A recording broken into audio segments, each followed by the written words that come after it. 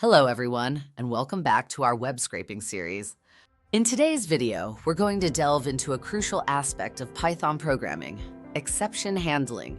Exception handling is essential for writing robust and error-resistant code, especially when dealing with web requests where anything can go wrong. So let's jump right in. First, we'll start by importing the necessary libraries. We'll use the requests library to handle HTTP requests.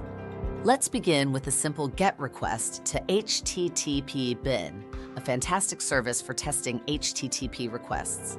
Here, we send a GET request to HTTPBins/get and print out the status code and JSON response.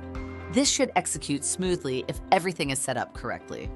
Now, let's see how our code handles a connection error. We'll intentionally use an incorrect URL to trigger an exception. In this block, we wrap our request in a try clause. Since the URL is misspelled, it will raise a request exception, which we catch and print as an error message. Time for another common issue, timeouts. We'll request a delayed response, but set a timeout shorter than the delay to force a timeout exception. In this case, HTTPBin's delay delays the response by 5 seconds, but we've set our timeout to 2 seconds. This mismatch causes a timeout exception, which we handle separately from other request exceptions. HTTP errors like 404 not found or 500 internal server error are also common. Let's see how to handle them. Here, we request a page that returns a 404 status code. The raise4status method checks the response and raises an HTTP error if the status code indicates a client or server error. Sometimes you need to execute code regardless of whether an exception occurred. That's where the finally block comes in. In this snippet, the finally block runs no matter what happens in the try block, ensuring that execution completed is printed every time. For advanced error handling, you might want to define custom exceptions. Here's a simple example.